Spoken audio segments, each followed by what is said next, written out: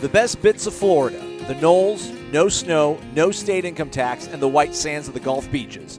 And the White Sands Breakfast Blend from DeLuna Coffee. A combination of 5 different beans, some roasted to a light roast, some to a dark roast. The end product, a perfect blend that will perk you up better than a day on the beach. Visit DeLunaCoffee.com to browse all their top shelf blends and check out their Facebook and Instagram. DeLuna Coffee, all one word. DeLuna Coffee, proudly owned and operated by the Lemmix family. Loyal and passionate FSU alum. From Tally to Cali, It's time to wake up. Wake up! Wake up! Warchant.com is your ultimate Seminole sports source. And this is Wake Up Warchant, fueled by DeLuna Coffee. Coffee's for closers only. Now here's Warchant.com's Aslan Hutchavandi. And Corey Clark. Wake up! What's up, everybody? It's Wake Up Warchant, fueled by DeLuna Coffee. DeLunaCoffee.com. Come explore our world of coffee. Bundles still going strong with a little bit of a twist. You still get that great tumbler, everybody, but you get the White Sands coffee. You can get that drip ground. You can get it coarse ground. You can get the whole bean and sea salt chocolate-covered caramels all over at DeLunaCoffee.com. Warchant.com, your ultimate Seminole sports source. Promo code Warchant30. Subscribe, join. Man, we are rolling thick. We are the Warchant Tang Clan. Somebody was saying that we reminded them of Wu-Tang, Corey, because we roll thick. That's how we roll. Okay, I'm Ghostface then. Dibs on Ghostface. Yep. You know I'm gonna go with old DB. I'm gonna go with old Dirty. I know, buddy. R.I.P. God rest. Hit the thumbs up button. Leave us a 5-star rating and a subsequent review. We would appreciate it very, very much. Corey, are you back in the palatial North Georgia state? Where are you right now? I can't even keep track of you. I am. I'm back in Georgia. Had to get Brady back up here to his mom after the week at the beach. Enjoying. I'll be honest with you, man. I like the beach. It's fun enough. I have a story. Wait, Tell me. First off, when's the last time you had a hot shower? Or when was your first hot shower of last week? It was Tuesday night.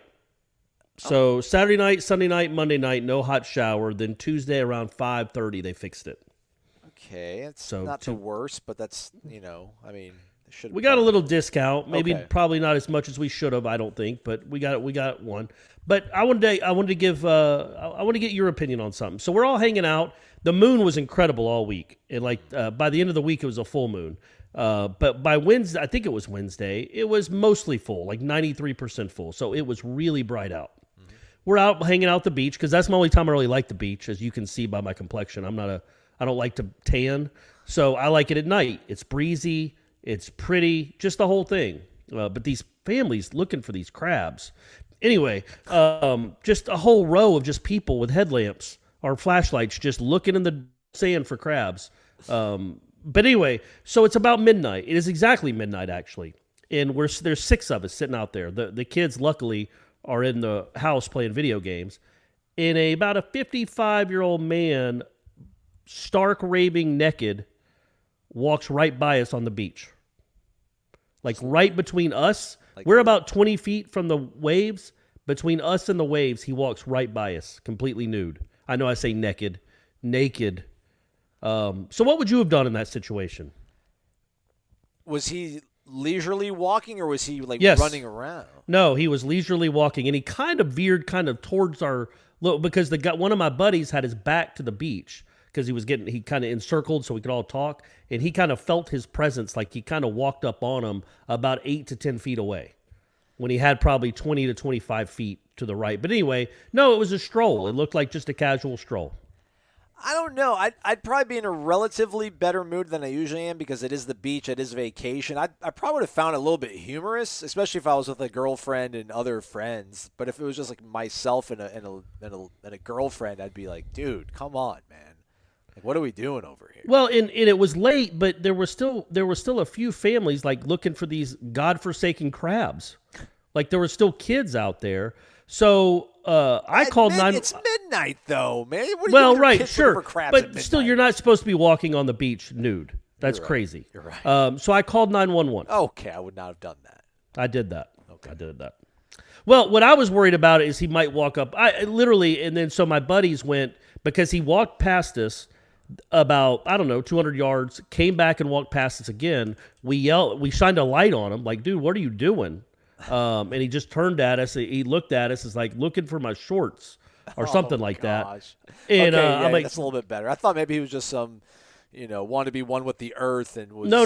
Yeah. He either had some mental problems, and I'm not making light of that, or he was hammered drunk. But he was walking so well that I don't know that was the case. But anyway, I basically called 911 to get somebody to help the guy. All right. So anyway, they got there and like, man, you know how nice neighborhoods are. They got there in about 3.5 minutes. Like I was barely done explaining to the guy what was going on, and we see the cop walking down the beach.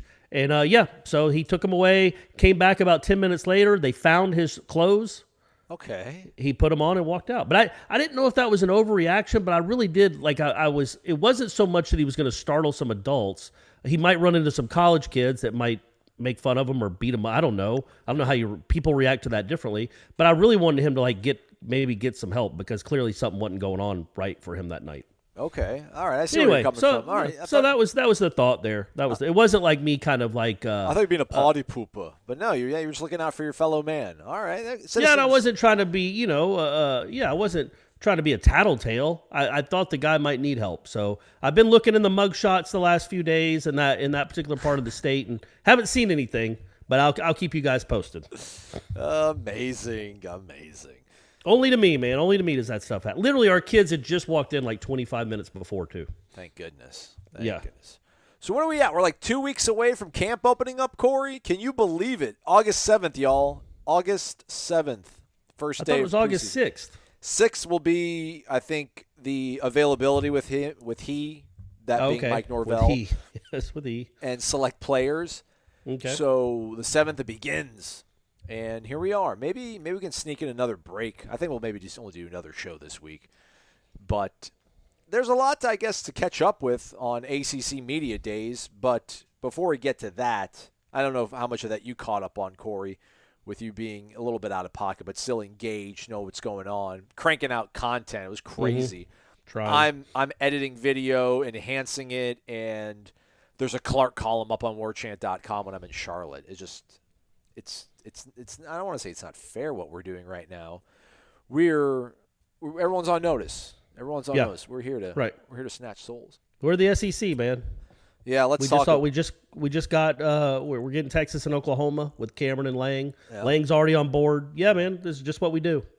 So about that, Ira wrote a good column, I thought. Not so much maybe a column as much as hey, don't go jumping off any cliffs right now if you're a Florida State fan. After the news of Texas and Oklahoma, they're pretty much imminently going to be joining the SEC, which is crazy. I mean, both of them are going to be paying Up Edwards came on. What's Up Edwards as on? Up end of. I can't. What Corey? Upwards of. Jeez, what is going on? Figure out with your life what you're doing. That could have been the whole show. You just figuring that out. Golly, gee whiz, Aslan. But upwards of $70+ million each to get out of that GOR, that grant of rights, which is what Florida State is wearing around their neck with the ACC. I mean, they only have 2 years left, Texas and Oklahoma, yes. But it still comes out to $70 million for each institution. Florida State has, I don't know, till 2032. Do the math. Nonetheless, though, I think Ira's – I don't want to – check out the column, everybody. But there's a couple things he puts in there for you to look out for. I think the most important, maybe encouraging part in all this is that this isn't the end point. This isn't the end of the train station. This is like the first or second stop in what's going to be a absolute changing, cataclysmic, tectonic shift of college athletics, especially football, namely. And since we are such a strong brand, such an iconic brand, somebody will throw us a lifeboat. Although I don't know. Do you think Florida State will be throwing a lifeboat, or will we be poaching other teams into the ACC, and then maybe somewhere down the line we then join forces with the SEC and it's some sort of mega 32-team conference, and then that's college football, y'all? Man, I don't know. I've been thinking about this a lot. I really have. I thought about it a lot on the beach, actually, because, again, like I said, I hate the beach in the day. So I just sit under the umbrella and think. because I can't get my skin burned. You know what I mean? So I was thinking a lot about it. I really just don't know how it goes. But I can understand the how it could be frightening, and I can understand how Florida State fans could be like, okay, now the best conference in the country just got, two of the 5 or 10 biggest football schools left to join their conference as well. And it's starting to feel like a monopoly. And where does that leave Florida State? And what is Florida State's possibility? And moreover, not even so much Florida State. We'll definitely talk about that. What does it mean for college football? Like, what is this sport now? What is it going to be? Is it going to be just, which it kind of is now anyway? Are there just going to be 20 teams that can actually compete and win a championship? Or is there going to be 2 main conferences? Is it going to be like the AFC and the NFC? Is that the model that we're eventually going to see, and everybody else is the USFL? I don't know. I think if that was a model, though, I think Florida State fans should rest pretty easy knowing they would be in one of those 2 conferences. They're not going to be in the USFL. Wake Forest might be worried a little bit. Vanderbilt, Boston College, Pitt, those schools might be a little bit worried. But Florida State will be at the final table, however big it is. But what's it going to look like? I can't wrap my head around where this is going. I would think Vanderbilt's still going to be in there. I mean, unless they decide to punt. I mean, they're in the SEC. Look, man, I think I'm thinking like 10 or 15 years down the road, if there is a commissioner, if they do completely break away from the NCAA, and just do their own thing, in your power brokers, and you're coming up with leagues and what you're going to do to make this sport, more equitable. I don't know that you look, if you're the SEC, you're like, what? Vanderbilt's been in the biggest conference in the country for, 50 years. They've been an SEC member when the SEC turned to the SEC about 2005. It got Sabanized, and that's when it became this powerful juggernaut that we see now. It wasn't always like that. But even the last 15 years, 20 years, give them, Vanderbilt's done jack squat. It is never going to do jack squat. They contribute nothing at all to that conference. They contribute nothing to football-wise, I should say. Yeah. So why are they there? Why would the SEC want them in football? Why bring Florida State in football, keep Vanderbilt for everything else? And I'm not saying that's, you know what I mean? Like that those are the conversations that I think will be happening 10, 15 years from now. This is just the first step. Because, what are Vanderbilt and Wake doing? If it's all a money thing, which clearly it is, that's all anybody cares about. That's all this sport has become. And again, college coaches started it. They did. You're the ones that had to get paid all this money, and then the TV rights came. So there are plenty of people to blame, mostly university presidents for paying those salaries. But it's what happens. Nobody turns down money ever. And if ESPN's going to offer you gazillion dollars to broadcast your games, you're going to take it. But once money got involved, that's all this is about now. Vanderbilt doesn't make you any money.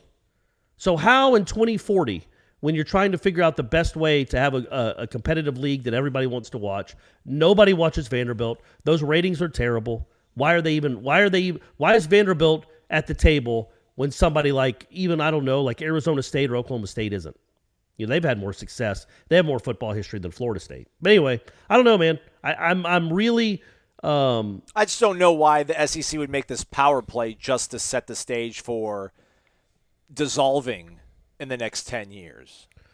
I guess that would maximize their earnings for the next 5 years. Well, they know that we're going to eventually go to a 32-team sort of autonomous group of football playing schools, and they know that they only have about 5 years left of this sort of current status, so they might as well get as much money as they can, and then at that point, it's every program, every school for itself. At least when it comes to football. I don't think that's the long game. I'm just saying I think that's like that's one of the natural steps that's going to follow here in a few years or maybe a decade or two, is you're going to look around in Auburn and Georgia and Alabama and Florida are going to say, why in the world does Vanderbilt get the same amount of money that we do when they do nothing, win nothing, and bring no viewerships and no sponsors to this conference? They're a win for them, though, Corey. It's a win. Sure. Yeah, well, that's one way to look at it. Yeah, I guess so. Yeah, it's usually a homecoming. But so I just think there's no way to know. There's anybody that thinks they have any idea what college football is going to look like in 15 or 20 years is lying. There's no way of knowing what this thing is going to look like. If Texas and Oklahoma, and I know they met, the Big 12 had a meeting with the Texas and Oklahoma administration on Sunday. And I guess they're going to try to work something out, maybe give them a better deal. Who knows? But they're certainly going to try their best to keep Texas and Oklahoma. But if that comes to fruition and they actually end up leaving that conference and going to the SEC, there's no way to know what the next domino to fall is. But that's seismic, man. You're getting Texas and Oklahoma. To already, it's like Durant going to the Warriors. You're already so you literally have every team that's won a national championship since 2000, since the millennium, other than Clemson and Florida State and Miami. Look at that. So the ACC, it's the ACC and the SEC. Well, no, USC in there, Southern Cal's in there too. Oh man, okay. So that it wasn't a great stat, not at all. But so I'm somebody's got to make another move. And, eventually you would think that here's what I would do. If I was one of these conference commissioners, I'd say, Notre Dame, you join a conference or you don't get into our playoff. That's what I do. Now, people are going to argue they bring all these eyeballs and they bring so much money. Look at the money the SEC is making. Does Notre Dame play in the SEC? So tell me again how valuable a brand Notre Dame is when it comes to college football as a whole. You know what I mean? Yes, the viewership goes up when they play. Sure, I get it. But it still survived without them. Quite clearly, it's as popular as it's ever been. The SEC has so much money, they're just laying naked, I said it again, on piles of money in their football mansions. They don't even know what to do with their money. And they have nothing to do with Notre Dame. So college football has proven it can survive without Notre Dame. I'd sure love college football to see if Notre Dame could survive without it. And say, man, you join this conference, preferably the ACC, because granted that would help the conference a lot. It would give it another juggernaut. And we can't have 50 schools. It's going to end up being, 50, 40 schools that are in this mega conference. And then one school that's just out there orbiting like the moon? Like that can't be how it happens. So it would be nice if I think that could be the next domino to fall. But again, I know the counter is why would Notre Dame do that? They're independent and it works for them. Well, you could make it not work for them by not letting them into your playoff. Well, maybe they would give up their independence for 5 years because eventually we are going to be in a spot, and I don't like the thought of it, of 40 or 50 teams. And I understand everybody. It's the same 4 teams in the playoff every year. And then legitimately only really, 15 or 20 teams really legitimately have a shot of winning a national title. But I still love the sport. I still love watching Washington State playing Oregon at 10:30 on a Saturday. I like having to watch Stanford and Oregon on a Thursday or Friday night, rooting for a sub-500 team to upset a team that's in front of my alma mater to try to get them into the national. I can't even wrap my head around just how it just gross it's all going to kind of feel, for lack of a better word. Let me ask you this, though. I don't know if you have another point. You sound like you're about revved up to counter there. But a lot of this is obviously, just hypothetical stuff. It's July, everybody. I know we're getting close at camp, but we're still very far away when it comes to and we got a couple recruits we're going to talk about, too. Yes, that's right, yeah. Michael Langston, later on in the program, breaking it down. Daughtry Richardson, I know, is one of the guys, offensive lineman, originally from this area, but down in Miami. So double whammy, Manny, suck it. A couple of trench guys, an O lineman and a D lineman. Let's go. But I would rather almost partner up with the Pac-12 than the Big 12. Am I weird for that? I feel like I would enjoy Florida State being in a more kind of metropolitan. I think we're not as we have a nice little sort of mixture of being Southern since we're in Tallahassee, but I also do think we're a little bit more refined than Florida fans. I'd like to be able to go to Los Angeles once every year. Or probably once a year, because you either got UCLA or USC. It'd be cool to go out to Tucson, or Tempe, rather. Hey, go hang out in Phoenix, Corey. Maybe we can parlay the Waste Management Open. I don't know when it's on the calendar, but we'll figure out some way to go out there and double dip. I'd rather be involved with those teams than Texas Tech and TCU, although those are the teams I was talking about joining a mega conference with a few years ago when we were joking around on the show, but that was because we were going to hopefully get Texas and Oklahoma, but they, obviously have done what they've done. Would you rather mingle with Oklahoma State or, Arizona State? Honestly, if it's between those two, who could, I guess Arizona State, Stillwater. What are we going to do there? Go see where Garth Brooks started. That's the only claim to fame Stillwater has. But, I didn't even know that. Thank you, Corey. Yeah, I think he was. I don't know if he was an Oklahoma State student, but I know he started in Stillwater singing at. So I watched like a lot of his documentary. It was pretty interesting. And he comes clean. It even has his ex-wife on there talking about the early years and then when they broke up and everything else. So it was pretty insightful. But man, does Garth cry a lot. I mean, he cries all the time. Okay. It's incredible how much he cries about everything. Just seeing a sunrise. But anyway, so if I had to choose between those two, sure, Arizona State. But I'm not a big proponent of flying out to L.A. twice a year for football games. The travel budget would go through the roof. And I think more than anything, man, what concerns you is there is no move to make for the ACC that can equal Texas and Oklahoma. Right. It just can't. Like Notre Dame, sure, would be nice. But who do you bring? You got to bring in somebody else. Is it West Virginia? And then we got to, I don't know. And that would be fine. That'd be Notre Dame and West Virginia would be a great boon to the ACC. But more than that, what bothers me so much is what is for the good of the sport. Yeah. Like the SEC already dominates everything. It's all ESPN shows. It's all they talk about. And I do think there's a chicken and egg thing there. I think they started pumping up the SEC crazily around the Tebow years, and that manifested itself into what it is now, where, yes, they are the best conference, clearly, but a lot of that has to do with the attention and the love they've gotten over and over, and now the money they can pay because of all the money ESPN gives them. There's not, like, the reason the SEC can afford all these great coaches and the 100 quality control assistants is because they get $1 gazillion in their TV deal, and Florida State and Clemson and Miami and everybody else doesn't.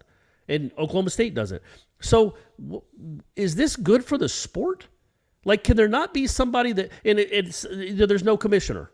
But I would have to imagine if there – you remember – you probably do because you're a Lakers fan. When the Lakers tried to trade for Chris Paul. Oh, yeah. And it went through, and then the league – because I guess the league owned the Pelicans at the time. Yeah. Maybe they're the Hornets back then. They owned the Pelicans at the time. It's like, no, that's not fair. We're not letting that trade go through. He ended up going to the Clippers. So he didn't get to play with I don't know. It would have been Kobe. Yeah, man, jeez. So I wish there was somebody that could look at college football as a whole and had, I don't know, the health of the sport in mind. It was like, you know what? This isn't good for the sport. This is not good for the sport. This will hurt the sport. I'm not going to allow this to happen. Let's figure out something else. I understand why Texas and Oklahoma want to leave, but if they do leave, that crashes a conference into a mountain when there'd be no Big 12 left. So now we're down to 4 conferences.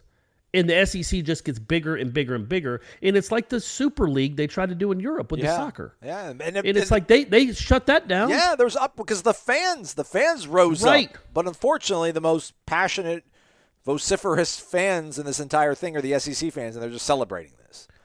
And I hate it. I just hate it. I hate everything it stands for. I think it's cool to have regional powers. And they're in their own region, and you wonder, okay, could that Oklahoma offense, what could it do against? It's just it's always been the cool part of this sport is it's so regionalized, and now you're just going to put them all. You're going to put 5 of the top 8 programs in the country. I keep throwing Texas in there. Look, I know Texas hasn't won any. I don't know they've won one national championship in my lifetime, and they won 3-4 Big 12 championships. Like they haven't done a whole lot, but they're still Texas. They still matter, and it's a big deal. And so I know I'm throwing them in there with like Georgia and Georgia hasn't either, with Alabama and LSU and those guys, but just the marquee name, the marketability, the money they make. They're a behemoth. It's one of the bigger programs in the country, and you're throwing that in to already the biggest conference in the country and the best conference already. You're going to give them Oklahoma and Texas. Great, man. Great. So there's going to be an SEC team with 4 losses that plays in the playoffs. You know what I mean? That's just going to be. So I don't know, man. I'm not panicked for Florida State because I think whatever this ends up being 10 or 15 years from now, I think Florida State's at the table, like I said earlier. But I do wonder, man, what is it going to look like in the meantime? How do you compete with this? It's already so SEC-centric and SEC-heavy that half the country feels isolated and doesn't even care that much about college football, it wouldn't appear. And now you're taking the two biggest programs from the Midwest, and throwing them in there. It's like, what is that doing to the rest of the country? Well, what about Ohio State? Show some respect. Yeah, I always think they're more of a Rust Belt, Eastern Belt. But yeah, I got you. Yeah, you're right. They're Midwest too. And they've obviously won a couple national titles since 2000. So again, my stat was terrible. Yeah, that's weird that you said that. Were you looking at a list of teams? No, or were you doing that off the top of your head? Just thinking off the top of my head. Well, that makes more sense. Yeah, we've all done that. I got you. I thought you were looking at a list and just missed those names. Come on, no, never do that. It's extremely discouraging, man. But Florida State will land on its feet. My concern, though, is at that point, it's going to kind of be one of those things where we or Florida State are supposed to be thankful, because all these ACC teams are going to have leverage. All those commissioners are going to help set the agenda. I'm sure they'll appoint the commissioner or the czar of whatever we end up playing in. So it's going to be one of those things where Florida State was on the bleeding edge of this and not the leading edge. But again, we're still at the table, though. Just bizarre, though. I can't believe it, man. Just out of nowhere. Well, what bothers me. I can't believe Arkansas and LSU. I mean, Tom was talking about this when we were at SEC Media Days. I can't believe ACC. ACC. You're at the ACC kickoff. ACC kickoff. We don't even call it Media Days.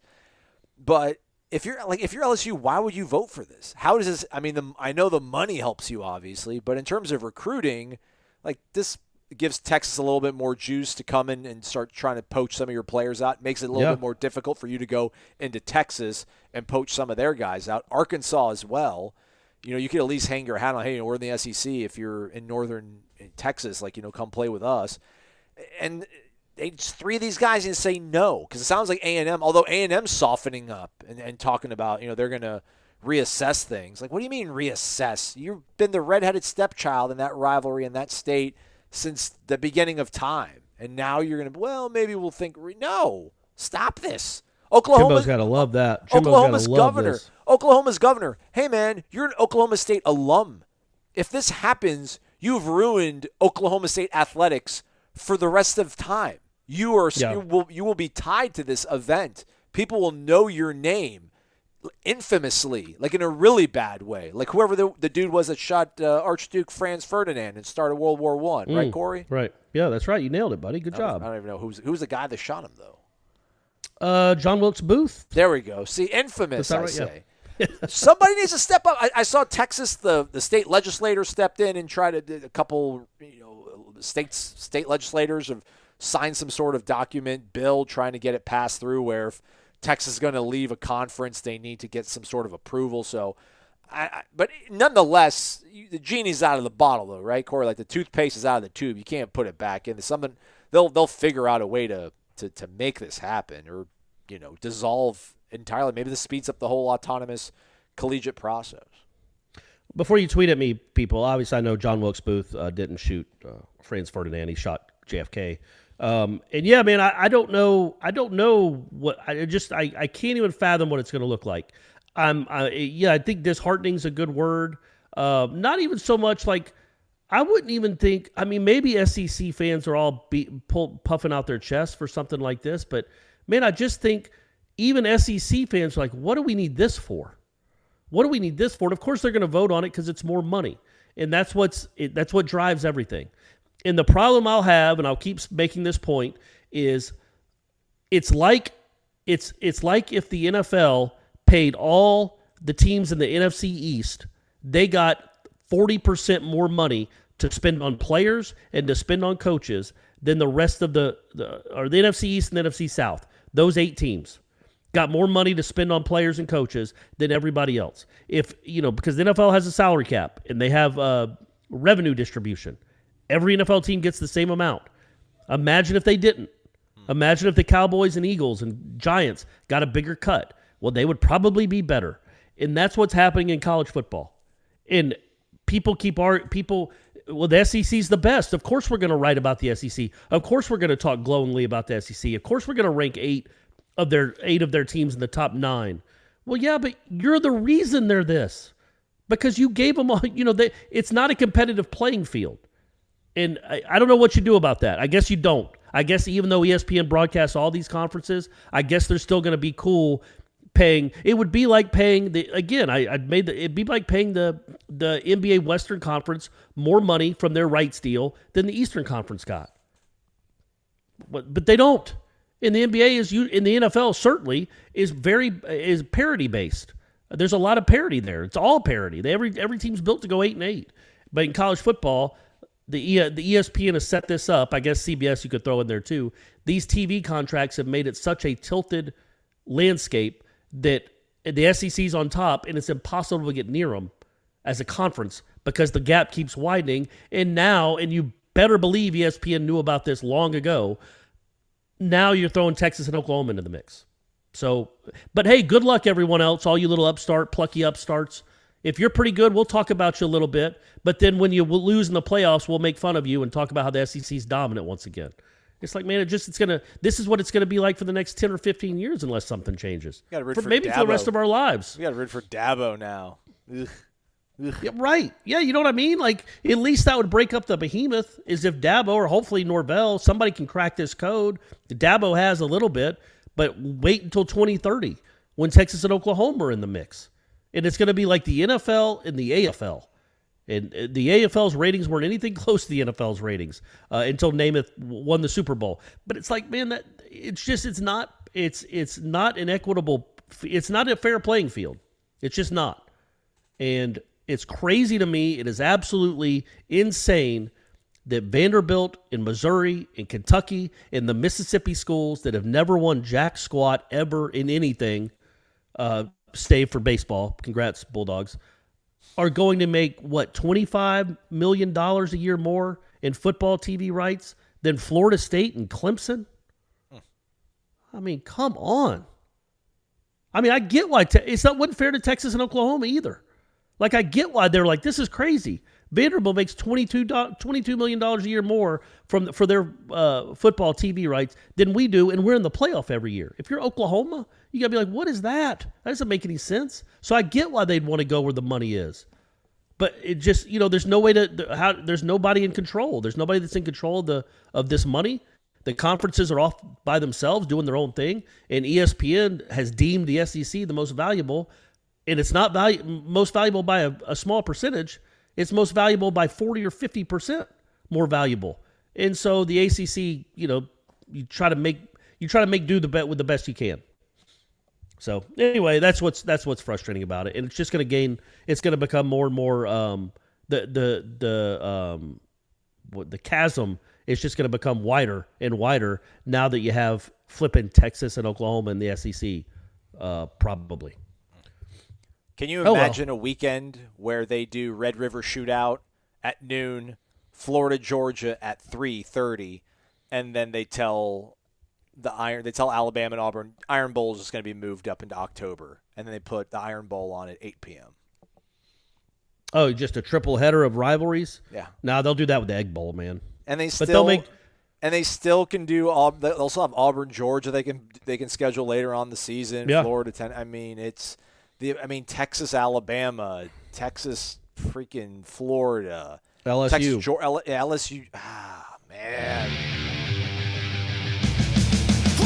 The clutch shot, the biggest hits. It's time for the Zaxby's Indescribably Good Player of the Week. Let's go to the Zaxby's Indescribably Good Player of the Week, or it's Olympics going on right now in Tokyo. So let's talk about the single best performance of a Florida State Olympic sport athlete, if you will. I'm going to go with Walter Dix, prisoner of the moment. I'm going to go with his 2006 performance at the NCAA Indoor Championship. He actually ran a blazing speed the next season outdoors, but that was in the regional. So I'm going to go with what he did. 2006 NCAA Indoor Championship, fresh off the previous season being a national champion, running it at 20.37 seconds in the 200 meters.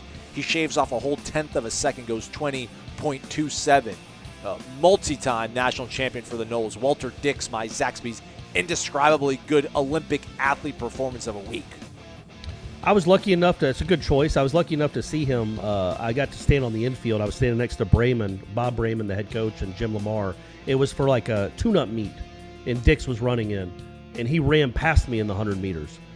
standing there, and it's incredible to watch in person. But when you're on ground level with it and they run by you, it's just insanity. Right? So anyway, that's a good choice. I went with somebody that I had never heard of before, Aslan. I looked him up. A guy by the name of Phil Boggs. I should have heard of him. Strong name. He graduated from Florida State in 1971, and then was an officer in the Air Force for 5 years. He left as a captain in 1976. And then in 1976, he also won a gold medal in the 3-meter springboard for the United States. So how about that, man? Let's go. He won the gold medal. He was in the Air Force. He graduated from FSU in 71, originally out of Akron, Ohio. A guy I never heard of. I assume he won NCAA championships. I'm going to make that assumption. But my man won a gold and then was also in the Air Force the same year. So that's about as good as it can get, doing the patriotic duty in 2 different ways. So Phil Boggs, unfortunately, passed away in 1990 of lymphoma. So one of the people that I didn't know about him. I feel bad that I didn't know about him. But one of the all-time greats, athletes of Florida State history. There we go. Your Zaxby's indescribably good performances in an Olympic sport for this week. All right, Corey, you didn't really get to wax poetic about what you thought about Florida State's performance, if you will, at ACC Media Days. You certainly wrote about it. Our subscribers on warchant.com were privy to that sort of stuff. Any big picture takeaways that you had, things that caught your interest, maybe stuff that you weren't able to fit into your column or stuff that you think about on second and you're like, oh, I wish I would have put that in my column.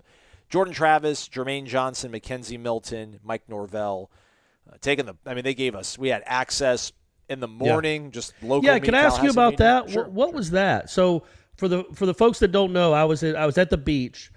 Gene was very nice enough to not make me go. I shouldn't say make me. Again, I know what I do for a living. But I was at the beach, and I asked if I could stay back and just get the interviews and write from. I actually was in a closet in my room at the beach, writing a good portion of the day on Thursday. But I thought I'd looked at the schedule, and the Florida State was supposed to go on to the podium where they broadcast it online at 8:45 my time, so 9:45 your time. Yeah. So I set my alarm for 9:30, thinking, okay, it gives me 9:25 actually gives me 20 minutes to get the sleep out of my eyes and get my Diet Coke in me, and I'm seeing you guys texting each other saying that stuff's already up and done. So what was that? Y'all had they let the Tallahassee media get the players in Norvell just by yourselves? Yeah, I think. I don't think we asked for it. I think that was out of the graciousness of Norvell or Sports Information. But yeah, at 8:45 in an adjacent room to where they serve the meals at ACC kickoff, there's this kind of other small ballroom or what have you, and they opened it up to the Tallahassee media at 8:45 or 8:50, and we had Norvell, and then I think maybe a few minutes after that, Mackenzie showed up, and then Jordan showed up, and then Jermaine showed up. I grabbed Norvell, and then I ran upstairs and was trying to get him uploaded, so I didn't get to speak to any of the players. I came down and got the last bit of Jermaine Johnson, who had these like crazy shoes on, and I wish we would have got a photo of it, but we didn't. So we got all of them for, 10, 15 minutes each, and then they went onto the podium, which every single team did in the main ballroom, and they only spoke for about 5-7 minutes there. Right. And then they have what we call the breakout rooms, where they have these risers and then tables on them, and they've got 4 tables for the 3 players and the head coach. And Norvell, I think, was there for 25 minutes because after he gets off the podium, he goes to ACC Network and does a TV hit and a whole bunch of other stuff. But anyhow, man, I think the Jermaine Johnson video is like 35 minutes. Yeah. Jordan Travis is just under 30 minutes. That one will probably be published on our YouTube page here shortly. And I think Milton was over 30 minutes. And we've got all of that. So it was a lot to digest. A lot. It was. And so to answer your original question, I just so impressed with Jermaine Johnson. I really want to do a story. He's just an impressive guy. Why was he at Last Chance U? What happened?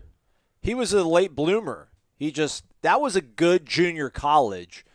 that JB guy. I mean, they were building. No, up. but like, so he wasn't a prospect. Or no, he was usually really when small. You think of, he was like a tweener. okay. He went to JUCO to put some meat on his bones and try to get some looks. Because usually, as you know, the people that go to JUCO are the guys that don't qualify or have trouble in high school academically, and they go to JUCO to try to get it ironed out, and they can come back and be eligible in a couple of years. So that's what I was like. I'm like, how this guy's the smartest guy in that room. How did he end up at a junior college? But I guess that makes sense. Yeah. He bet on himself, man. He bet on himself. He's such an impressive guy. Really, really impressive. I'm really looking forward to like the fans like getting to know him more and more. Just with these interviews and stuff. I just think as long as he's healthy and plays well, I think he'll be a fan favorite for sure. He just has a personality that you're kind of drawn to. He really took on the whole "I'm going to be a leader" thing and team goals, and I mean, he sold me on it. I mean, it seemed quite sincere. It seemed very believable, although it's crazy. It's just again, man, like you were at Georgia, now you're here, and like you're not going to just be out for yourself. So that's super impressive, I thought. And he was, we were doing a stand-up, Ira and I, and Jermaine Johnson was on Radio Row, and they asked him the same question, like, "Hey, man, like you were at Georgia, now you find why'd you decide to leave and go somewhere else that wasn't experiencing much success?" And he's just like, hey man, he's like, I just want to do what's best for the team. He's like, I'm not focused on personal goals. So it was very impressive to kind of hear his message be so consistent throughout the whole way. I'm just really curious about, because I think we hoped Josh Kando was going to have a breakout season last year, right? Like we hoped he was going to be a double-digit sack guy. I think we feel pretty confident Jermaine Johnson will probably get there. And coaches talk about it all the time. You need to be a player-led team. You can't be like a coach-led team. You need your players to lead. You need your best players, especially if it's really possible. You need your best players to be your vocal leaders and the ones that want to take on that sort of leadership. And Jermaine Johnson seems to want to do that. I mean, when's the last time Florida State really, like their most talented player embrace a leadership role? Like last season, I guess you could say Marvin, but he was hurt. He was in and out of the lineup, and then he ends up sitting out the last few games. Asante, we all kind of get the feeling that he wasn't so much. He was more of a lead by example kind of guy. Right. James Blackman, as much as he tried the last few years, never quite performed. And it's tough when you're the leader and you've got an opportunity to go out there and make plays and you don't. Now Jermaine's not the quarterback. He doesn't have the ball in his hands, but he'll probably, I don't know, man, he'll get 45, 50 opportunities a game to rush a passer, so he'll have plenty of opportunities to try to affect things. Just the amount of difference it can make for this team that seemingly their most talented players, their best players, are guys that want to lead, whether it's McKenzie or whether it's Jermaine Johnson, and what that can mean for the overall success of a team. I think he's almost, and I was asking Tom and Ira this on Friday on the show that we did up in Charlotte, Corey, I almost think to a certain degree Jermaine Johnson is almost shouldering more responsibility or more wants to take on more leadership and is going to bear the brunt of it almost more than Mackenzie Milton, because Milton hasn't come in here and hasn't he was not even the best quarterback out of the spring. Well, we all saw Johnson, and this defense is so maligned, and if he's the guy that can help change it, what a big sort of boon that would be for him. And if it doesn't, it's going to, we'll probably sit here and talk about, well, he didn't give them enough of a pass rush, and that's why the defense struggled. I think he's almost probably going to he has the most pressure. He's taken the most pressure on himself than anybody else on this team. Yeah, I mean, I guess so. I would always put the quarterbacks in there, but I mean, look, it's not like he hasn't proven he can do it, though. You know what I mean? We were always waiting for Kando to show something. Like, just show us something, give us something. He's done it, not just this spring, but he did it in kind of half of the snaps at Georgia. He was a difference maker. He made plays. He had a flipping sack against Alabama. And I don't know how many. I've said that before, but how many plays would Florida State have had to play against Alabama's first string offense to get a sack? 1,000, right? 2,800, and he had one in 30 snaps. So he's proven he can do it against really good players on a big stage. So I don't know that he'll feel the pressure of that. I do wonder about the leadership, though. It helps that the team is young, And it also helps that locker room has done jack squat. So if that locker room has the right mindset when it comes into all these transfers, because there's, what are there, 11, I don't know, 15 in the last 2 years, 11, 14, something like that. You lose count. If they welcome these guys the right way, like I remember Dylan Gibbons was talking about that. Like he wants to be a leader. He's a leader in that room, in the position room with Devontae Love-Taylor. And then he mentioned Brady Scott as well. And it's like, okay, is Dante Lucas and Brady Scott, are they listening to these guys that are just here for a year or two and haven't been here the whole time? If that happens, then yeah, man, I think Jermaine Johnson can have a great impact on this team. And there's no reason to think it won't. It's just sometimes that's difficult, man. You're a one-year transfer. You know, what, you think you're better than me just because you came from Georgia? You know, there could always be, and the answer should be absolutely. But there's always that. He's joking. Everybody's joking. Everybody. No, I mean, like, yeah, no, I'm not. As far as like what I've done on the field and who I've been around, yes, my football career has been better than yours. Anybody on this team right now, none of y'all have done anything at this level. You never sacked an Alabama quarterback, have you?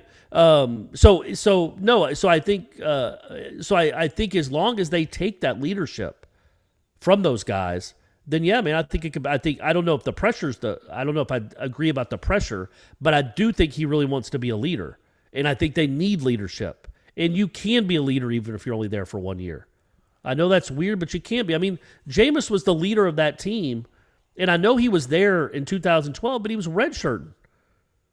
And instantaneously, in September of 2013, a redshirt freshman on a team full of NFL dudes and old guys that were going to be graduating, he became one of the leaders. So it can happen. And I think Jermaine Johnson seems to have the personality for it. I don't know. You asked that question. I'd throw Dalvin in there, I guess, is when the last time the best player was also a leader.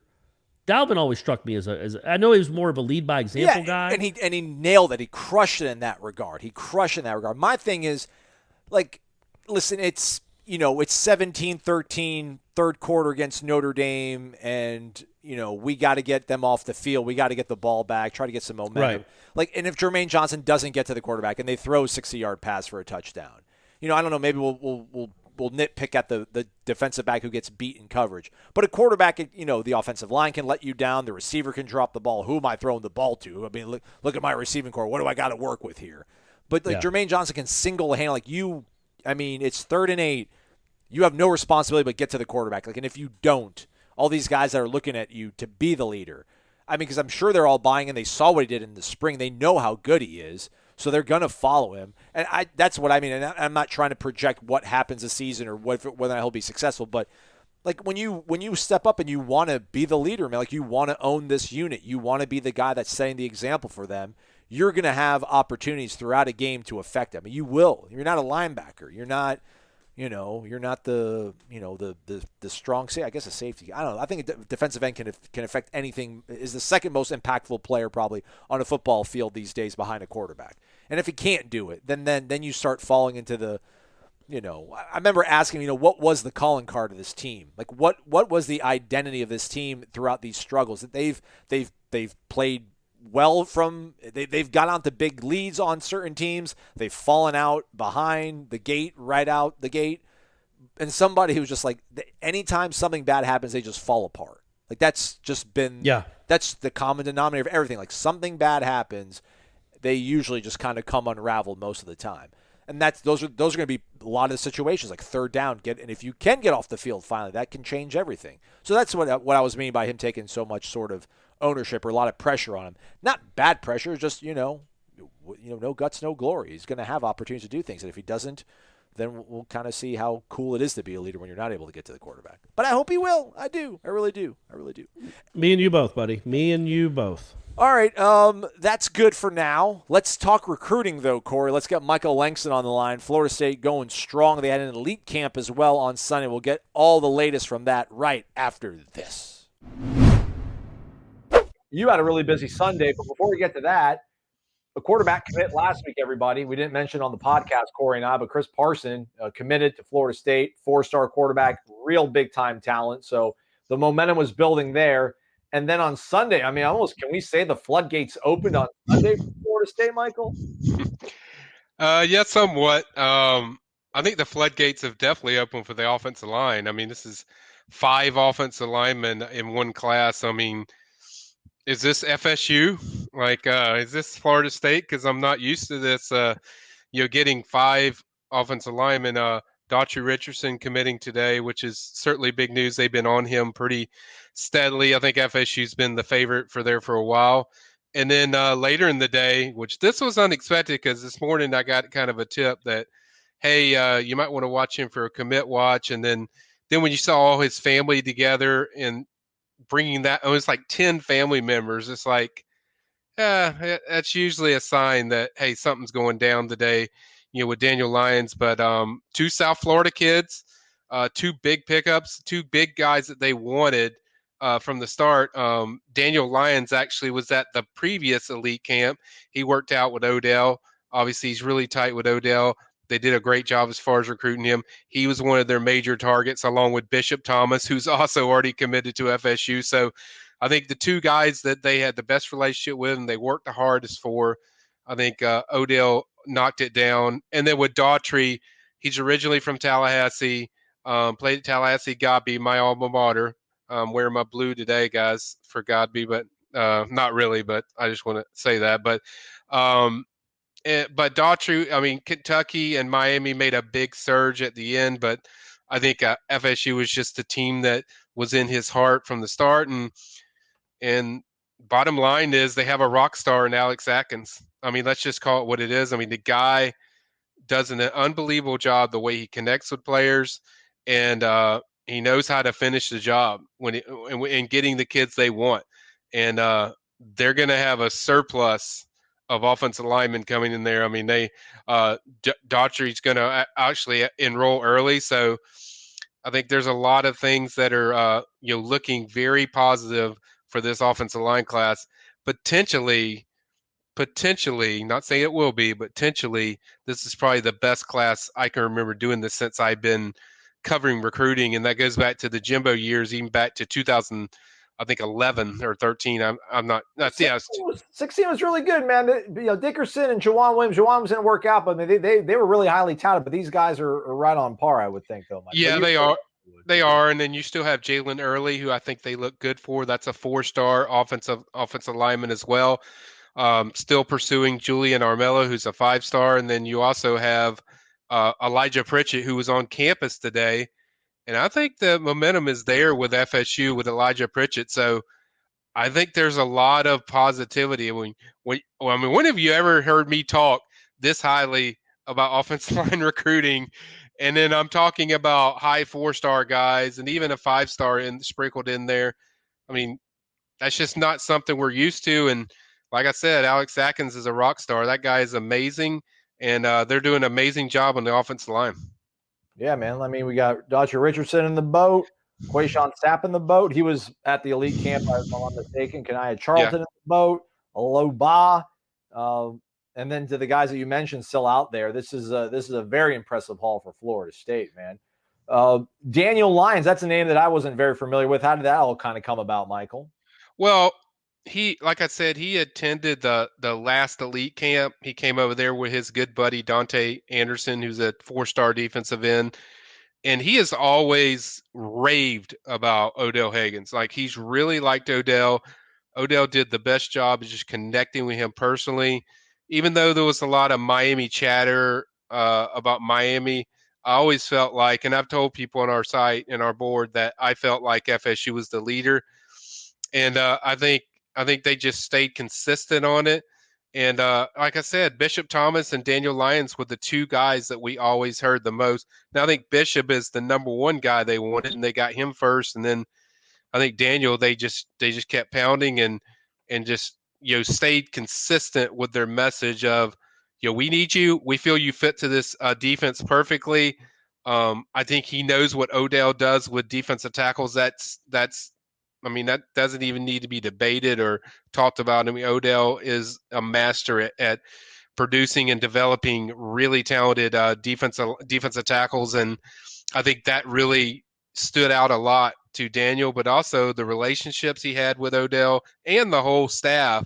I think there was such a high comfort there that I think FSU was the team that was what was on his mind the most. How was the elite camp overall then, Michael? I mean, our guy Travis Hunter was there. I think I saw a tweet on that. Marvin Jones Jr. was also in the house. It's how are they able to continue? I mean, they got a lot of these guys months ago, and then they turn right around and come right back, and they only have like 1 week to make this all happen. And these kids can be anywhere. They're in hot demand all across the country, and a lot of them have already been in Florida State, and they decided to come back in the small window that they had to do it. Yeah, 2 days ago, I was told like Marvin Jones is likely coming to visit, but not to say anything and be quiet about it.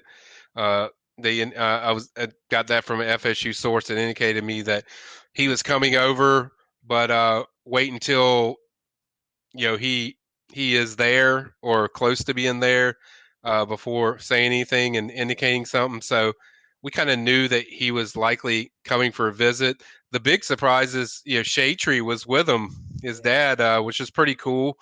Hadn't seen him in a while, but he's a champion, right? Marvin Jones Sr. He's a champion in the AFL too, right? Fresh off of the ring and everything.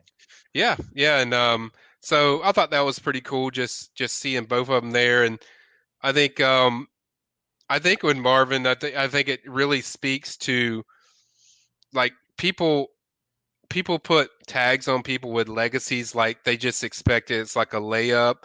And sometimes legacies are the hardest to recruit, just because you're following in the steps of somebody, your father or something. So sometimes it's the hardest thing. But I mean, you just can't ignore the amount of visits that Marvin Jones has taken to FSU, and we're talking about this is going to be like another 3-day visit for Marvin. His last one in June was another 3-day visit. So that's significant when you have these guys for 3-day visit. Travion Williams out of Mississippi, another defensive end. He's also visiting FSU for 3 days. So I think when you have guys that visit that lengthy of time, it really tells you, I guess, they're feeling a vibe of how much they really like that school when they're doing it consistently.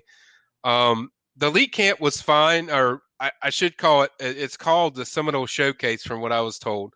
At least that's what the little name tag said for all the recruits. So it's called Seminole Showcase, but it was really good. I think it was mostly for a lot of the younger prospects, like the 2023, 2024. There was some 22s mixed in there. I got to see Sam McCall work out. Obviously, we were over at Lake Gibson, so we've seen plenty of that. But got a chance to watch Travis Hunter again. All I can do is say the dude's just better than everyone else. I mean, that's just when you watch the dude play, he just does stuff that's just unnatural. The way Travis gets off the line of scrimmage, his speed, and then I can't remember a guy covering a guy that either is an FSU target or an FSU commit. Maybe Julio Jones kind of did it when I watched him in high school, but that when the ball is in the air, 50-50 balls, he just doesn't miss. Like he knows the timing of it. He knows how to get up, and it was almost like at times Travis goes out there and runs different routes so he can see what the best skill set is for the guy that's going against him. Like if he's a speed corner, let's see how fast he is. But if he's a guy that's a bigger guy, okay, let's see what your leaping ability's like, dude. Let's see if you can go up with me. And I don't think it's disrespectful. I don't think it's done in a cocky way. I just think he likes to challenge himself. And that's the best attribute I can say about Travis. We all know he's dynamic, but he really likes to challenge himself. He was phenomenal out there today.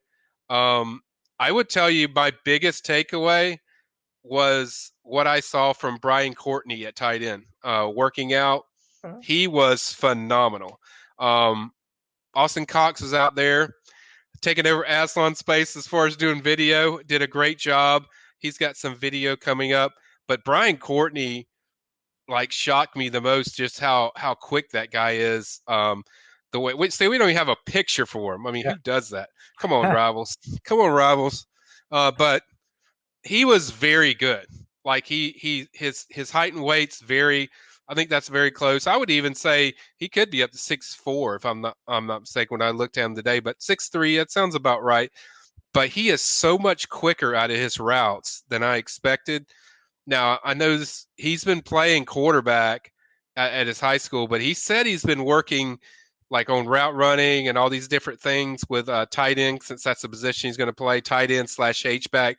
I was the most impressed by this guy because, I mean, I've seen Travis Hunter do what Travis Hunter usually does, and I've seen Sam McCall do what he did, which he was also very good. But this cat, the way he got out of his breaks and his cuts and his routes and the separation he was getting, it was very impressive. And even Mike Norvell about 2 or 3 times was like really praising Bryant. Like he was very impressed. You could tell. But this cat, like, he could be the steal of them for if you're looking at this whole class, which is number 5 in the country. This guy could be the steal. Like I'm not going to base everything on just a workout elite camp, but based on what I saw today, if he does that in games, he's going to be a guy that I think FSU fans are going to be pretty happy about. But he shocked me the most, just how impressive he was as far as this workout and this camp. So a lot of great 2023 guys I just put up literally seconds ago before Aslan buzzed me in. I just posted my recruiting nuggets and observations. So I go over every prospect. Most of them are a bunch of some of them are young guys. There's some 2022 sprinkled in there, but very good camp. Had a lot of fun. Certainly a really positive day for FSU, and yeah, they're on fire. I mean, they're on fire recruiting, and they're just doing a great job. Number 5 in the country. Someone just shot off a firework, kind of freaked me out there for a minute, Mike. Okay. So there's a week now. So there's a little 6 days or whatever, but there's been a brief open window now here for recruiting to resume, right? So you and Austin will be busy, and Warchant 5 days. will be busy. Yeah, 5 days. It'll be 5 days in the open period, and then August 1st hits, it goes back to a dead period, and then it's Gene, Ira, Corey, and you, and whoever else, because there's the team. The show will be on your hands, but yeah, I'll be up there every day just to see if anybody's visiting. Obviously, as I pointed out, Marvin Jones Jr. is staying till Wednesday morning or late Tuesday night, and then Travion Williams is staying till Tuesday as well. So we'll be getting up with those guys, and then whoever else is visiting. But very good event. I didn't talk about the visits. They're very detailed. Everything's well orchestrated. Even one kid, Ty Lockwood, you can look him up. He's a 2023 4-star tight end. Now, he didn't work out, but the most impressive thing that he said to our Austin Cox today was Lockwood. There you go. Ty Lockwood, 4-star tight end. He's visited Ohio State, South Carolina, Alabama, all these schools.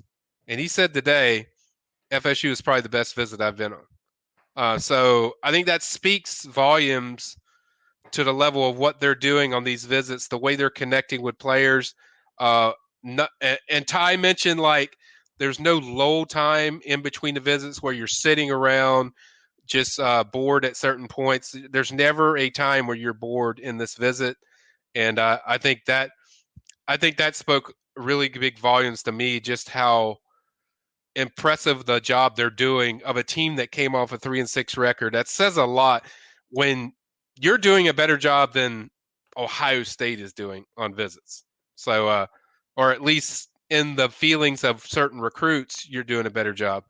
So I think that was highly impressive, and that was kind of one of my big takeaways from the visits. But we've already covered what they do on the visits. You know, there's a lot of NIL presentations. There's a lot of different things with tours. Obviously, today they took them to the IPF. I think they had some lunch in there inside the IPF. Just a lot of fun things that was very engaging to all the recruits. And if you listen to all of them, I mean, the word amazing, feeling at home, love it. I think there was like 3 or 4 kids that are 2023 kids that told me FSU's now number 1. So I think that says a lot about what this staff is doing. Present and the future very bright when it comes to recruiting. Again, all this and plenty more is over at warchant.com on the premium recruiting board. Austin Cox and obviously our own Michael Langston on the scene covering things. Michael, Hey, man, busy day for you. Appreciate you taking some time out, coming here on the podcast and doing a video for all of us. You got it. Anytime. Come explore our world of coffee. DeLuna Coffee features over 24 different blends. DeLuna's unique roasts can be delivered ground finely for drip coffee makers, coarse for the craft crowd, untouched as a whole bean, or even in convenient K-Cups. Founded in 2014 by the Lemmix family, Ed and Brett are FSU alums and boosters who are extending a special offer to all listeners. Use the promo code WARCHANT15 for a 15% discount. Visit DeLunaCoffee.com and check out their Facebook and Instagram.